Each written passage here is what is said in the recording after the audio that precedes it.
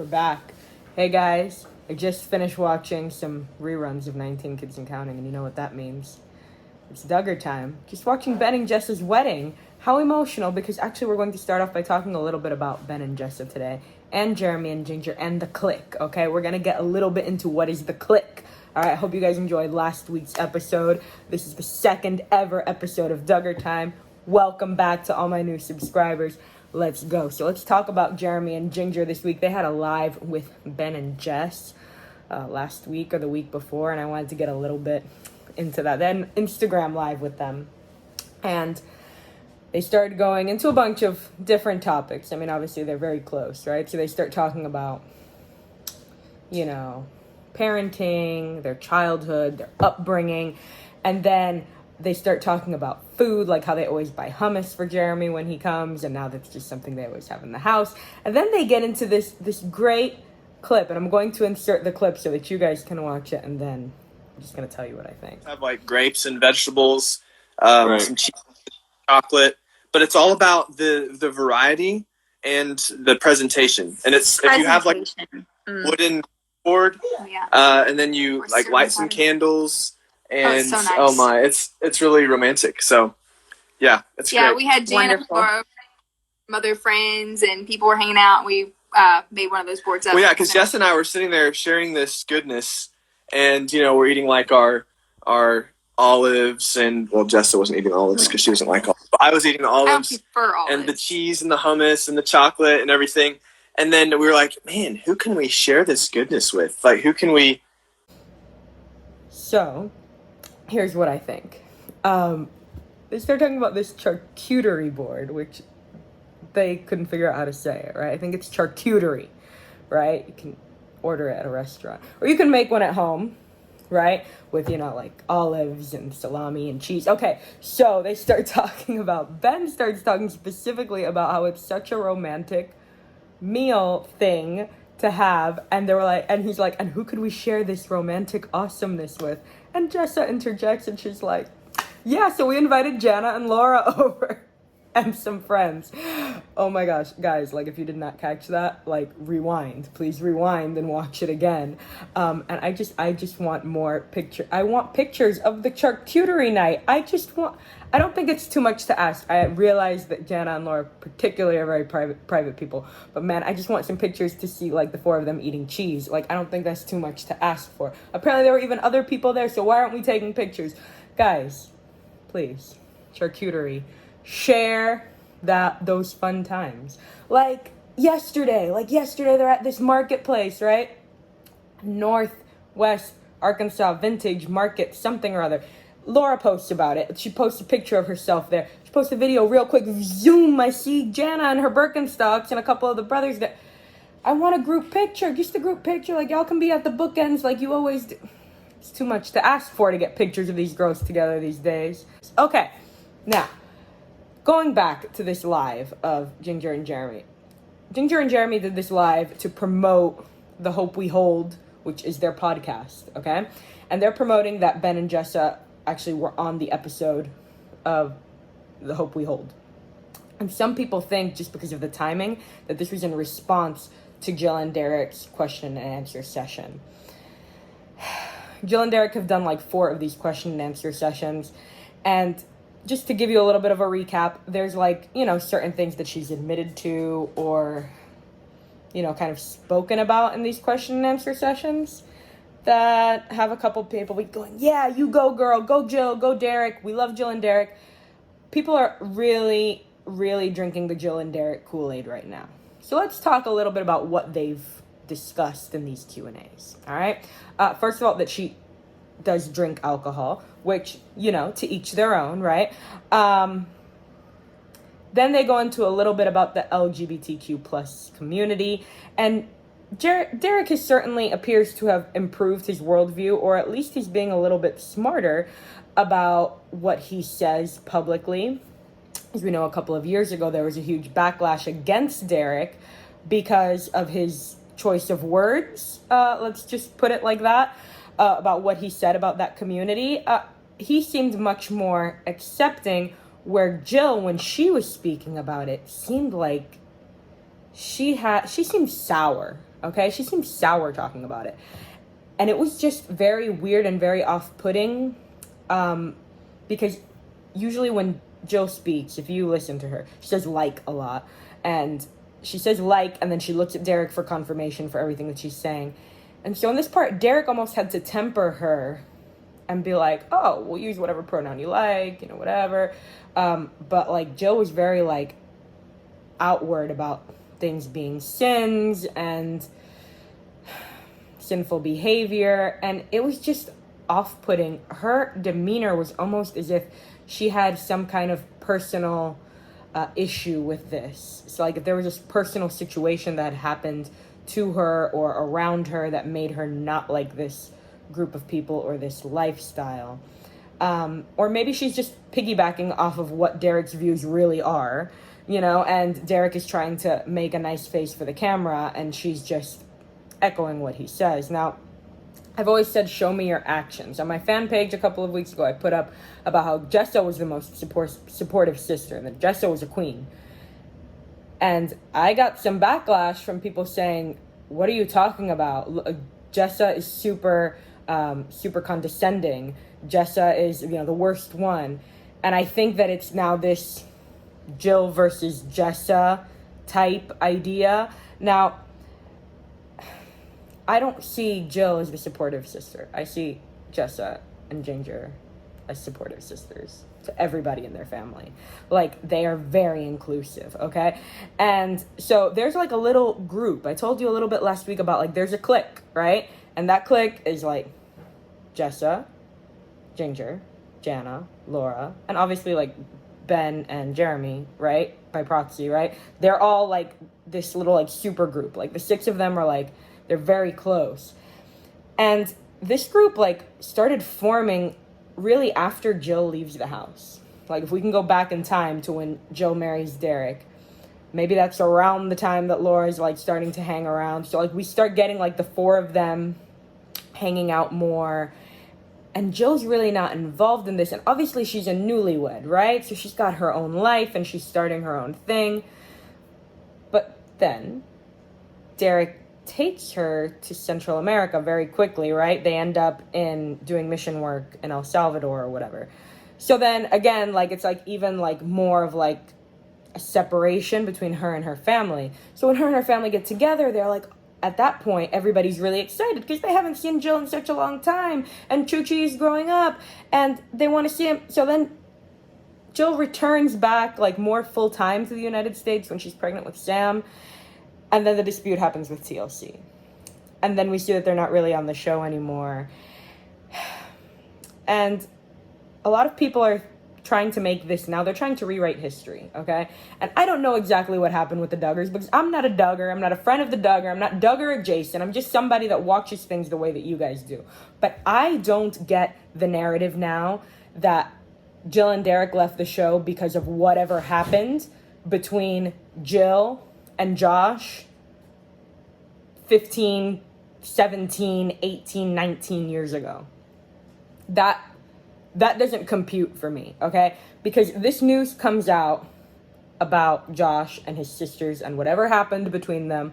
I'm not going to get into it, but you guys have Google, right? So you probably know the history of what happened between them when they canceled 19 Kids and Counting. Jill and Jessa were kind of made as the spokespersons for the family. Why Jill and Jessa? Because they were both married at that point, okay? And Jim Bob wasn't going to advertise the rest of his daughters as damaged goods, and Jill was especially the spokesperson of the family at that point, okay? So, yeah, that happens, okay? That can be a little upsetting, but hello, Derick, like, then they give you a show, Counting On, with Jill and Jessa, right?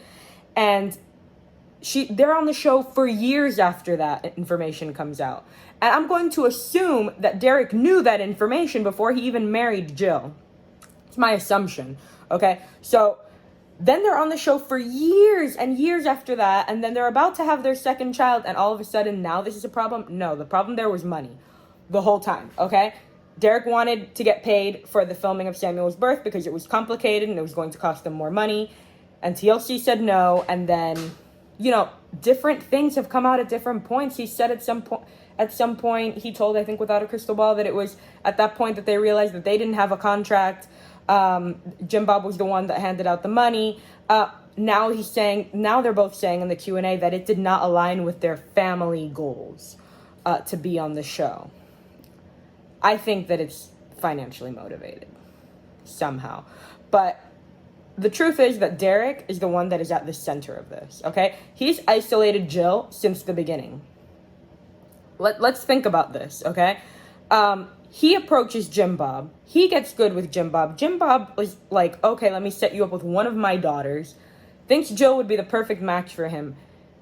They communicate like via phone and things like that. And yes, Jim Bob is involved in this. When they even meet for the first time, he's in a different country. And so, you know, like if you meet somebody, who are the people that you trust the most? Like your sisters, your best friends. Her best friends were her sisters. They can't even scope this guy out at this point. He's in a different country, okay? He was an outsider to the family, okay? Ben was an outsider to the family, but he had to live on the compound for like a year and a half before he could marry Jessa. They had to get to know him really well. Jeremy was a friend of Ben's, so he was somebody that was known by the family. Austin was a friend of the family forever. Derick is the only guy here who's an outsider completely. I mean, even if you look at the girls that have married into the family, Kendra, they've known the Caldwell family forever. Lauren, they've known the Swanson family forever. You know, the Kellers are, you know, a Fundy family. Like, the Burnetts belong to the same church. I mean, Derick's not even fundamentalist. He's Southern Baptist. So he wasn't brought up like them. He wasn't part of the IBLP. So he's completely from the outside. All right. And nobody knew him well enough. I mean, I'm just not buying what he's selling. And I think that that's the same thing that's happening with the family, or that has happened. Or I think that people have realized little by little, like, we didn't know this guy. They got married really quick after he came back from Kathmandu. And he's done everything to isolate her from the beginning. Like, from the first time that they met, right after they got married, they go and they move to Central America. They did that a couple of times. And then once they come back, they have Sam. Now he breaks off from the show. Like, once they decide they're not going to go back and do mission work, they're going to stay in Arkansas. Great time for us to reconnect with our family. This is where the division begins. So it's almost like he was looking for a way to split up whatever was going on here. And I don't want to sound like a Derick hater. I think that Derick has come a long way. But I always say, show me your actions. And I'm not buying this Derick is a savior storyline that Derick and Jill are trying to portray right now. I think that Jill is somebody who buys in. And Jill is somebody that wholeheartedly follows. And she's a follower. And when she was in her living at her father's house, she was the spokesperson for whatever the IBLP believed in, whatever Jim Bob and Michelle believed in. Now, she's that way with Derick. Whatever Derick is saying is right. And so Derick is taking her to this therapist and like, look at what a messed up childhood you have. And I'm not telling you that their childhood is messed up or not, because I wasn't there. But yet, out of the 19 children, Jill is the one who's kind of saying, like, everything that we did was wrong. Look, I'm not even going to homeschool my kids. In the midst of a pandemic, I'm going to send my kid to school because this is the right decision. Look, I got kids in public school too. I'm not saying that that's the wrong decision. I'm just saying, like, it's almost like she's trying to go everything to the contrary of what her parents did. They didn't drink alcohol. They were very firmly against that. Now we're going to drink alcohol, and not only drink alcohol, but post about it on social media and not hide it. And I appreciate that. Look, you know, whatever comes out in secret is going to come to the light. So I appreciate that they're like not closet drinkers, right? I can get down with that. What I can't get down with is like, you're piercing your nose, you're drinking, you're doing all these rebellious things, you know, for Christianity, but yet you're still going to be so bigoted against an entire community of people, many of which are Christians. My opinion.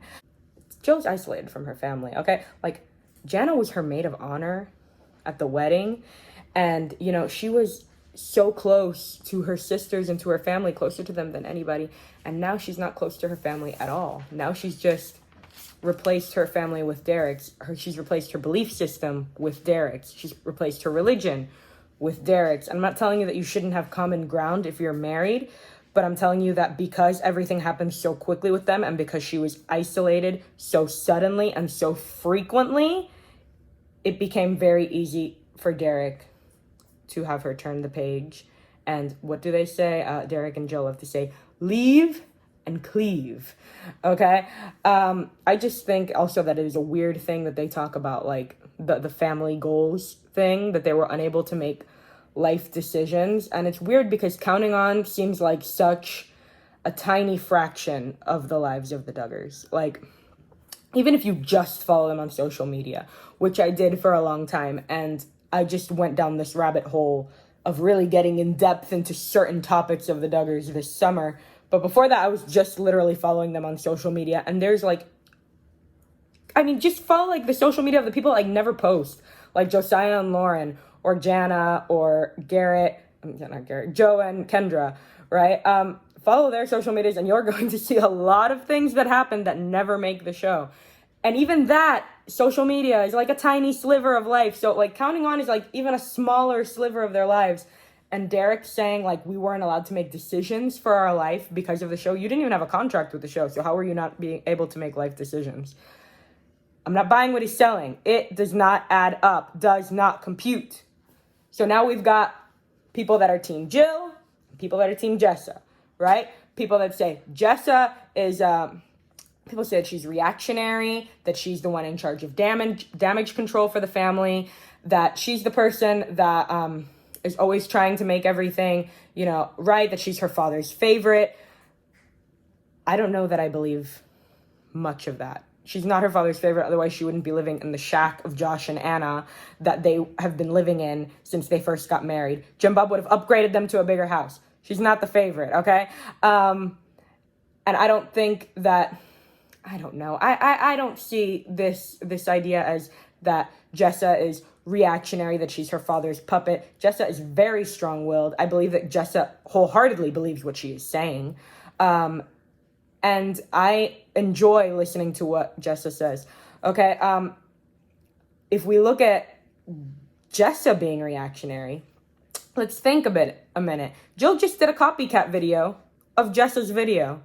Jessa has been posting videos of her family and things that they like to do, including like backyard campfires, s'mores, hot dogs. And now Jill, yesterday or the day before, posts a video of her doing outdoor camping and the boys are eating s'mores and eating hot dogs. So isn't Jill the one being reactionary? Like, look, I do this stuff with my family too. Then Jill like tags Jana in her story the other day. Like... I don't know. I find it annoying because she like never talks about Jana. The only time I've seen her and Jana together, like in the past like 2 years on social media, was when Jana was like babysitting James, essentially when they went out for James's birthday and Jill took him out for mini golf. So like it was like, oh, I don't know. I don't see this as like, oh, James, come with Jana and we're gonna go mini golfing. It was kind of like, oh, hi, Dad, I'd like to take James out for mini golf for his birthday. And Jim Bob was like, okay, cool. Yeah, Jana will go too. But I don't see a relationship there, which makes no sense to me. If Jill is home most of the day while Derick is at work, and Israel is at school, and she's just got Samuel, why she's not hanging out with Jana for coffee? Could she be? Maybe, but she doesn't post that. All she posts are pictures with her friends. She posts every time that she's out with somebody, a friend, with cousin Amy, all that she posts. She doesn't post that she's out with Jana. I don't think she's hanging out with Jana. Sorry. Okay? But then she tags her in her story when she found some cucumber melons growing on a vine somewhere on this fence. And, reference, okay? Frame of reference. Laura, a couple years ago, started growing cucumber melons in Jana's garden. And so that's, the connection there. There was like a post that Laura did about it. But it was like a desperate attempt. Like, hey, Jana, look, I'm acknowledging that my sister Jana exists. when you never do, ever. And I do think that Jill wants a relationship with her sisters, but she's being torn by this loyalty.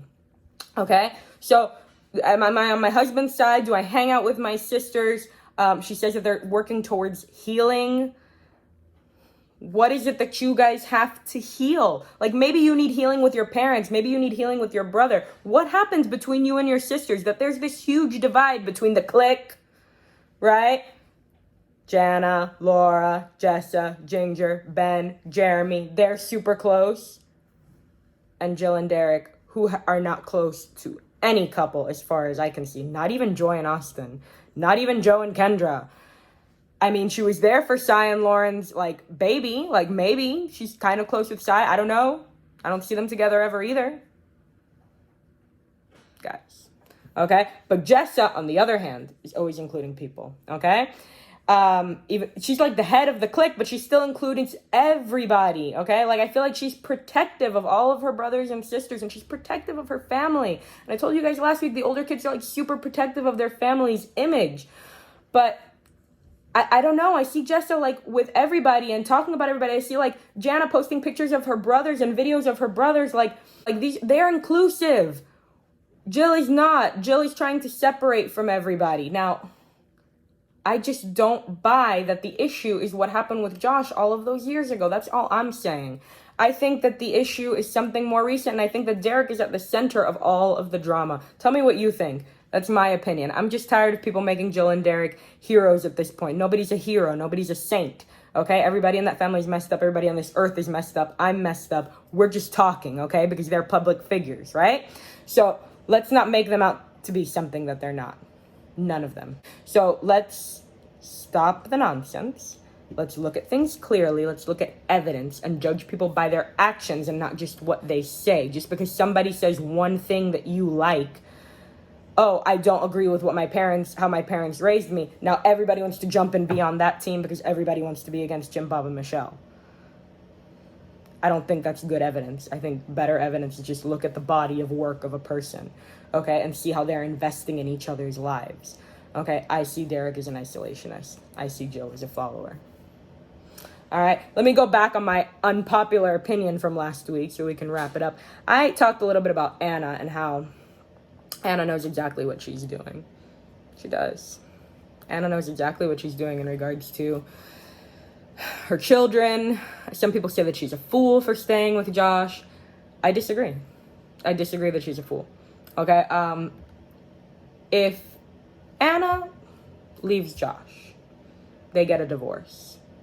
Josh maintains some custody of those children. He's going to get unsupervised visitation with those children. And so the same people that are saying that Anna's a fool for staying in that house with him with all those kids are ignoring the fact that all those kids would be left alone with him if she left him for a significant amount of time. He's the one that makes money there. Anna doesn't. Okay? And so I also think that with Anna, she's getting what she wants right now. Not necessarily her Prince Charming and her love story and what she thought it would be. But she is getting her big family. She's always wanted a ton of kids. From the moment she steps foot in our TV screens, that's what she's talking about. Right after she has Mackenzie, she's dying to get pregnant again. She's frustrated about how long it took her to get pregnant with Michael and then with Marcus. And then after Marcus, she wants another baby. Look, man, if these are the cards you've been dealt, and you're realizing you have to stay in this situation even though it's not ideal. And right now, she's not the princess of the family anymore because she was when she came in. Man, they treated her so good. And I'm not saying that they still don't treat her good, but she's not barely even allowed on the show anymore. Some people don't even know who she is. It's super sad when you were she was royalty at the beginning. Being Josh Duggar's wife was the biggest thing in the world. She's been knocked down so far. The one thing she has control over at this point is how many kids she can have. And right now she's got her 6 kids, and I know she wants more. And you know what? More power to her if this is how she's going to accomplish it by staying with Josh. Because she's going to be able to stay on the Duggar property. The Duggars are going to take care of their grandkids. Anna's not a fool. She's pretty smart. And I know that a lot of you disagree with the idea of her staying to begin with. You disagree with the idea of her continuing to have children with him. But I think she's getting what she wants. And in this world, we always talk about women being empowered. I think we should empower Anna. My unpopular opinion for next week that I'll go into is about Jed and Jer's living arrangement. I don't think it's exactly what it seems to be. I think that there's a little bit more behind it than just Jed running for office. We'll get into that more next week. But I'm going to leave you here with a Bible verse from 1 Peter 4:8. Above all, love each other deeply, because love covers a multitude of sins. Don't forget that, guys. Love each other. And that'll fix everything, or fix most things, okay? Have a good one, guys. I'll see you next week. If you haven't subscribed yet, subscribe down below. Do me the favor. Also, like, ring the bell, comment, please. Tell me your opinions. And go follow me on Instagram. Check out the link below. Both my Instagrams, my personal and my fan page. Hope to connect with you guys over there. Until next week, Duggar Time. Peace. Hold up. Wait a minute. Didn't show you my shoe fit. This is what we got on today. Here's the purple matches the purple. What? And the hat. Art of homage. I'm looking good today. Peace out, guys.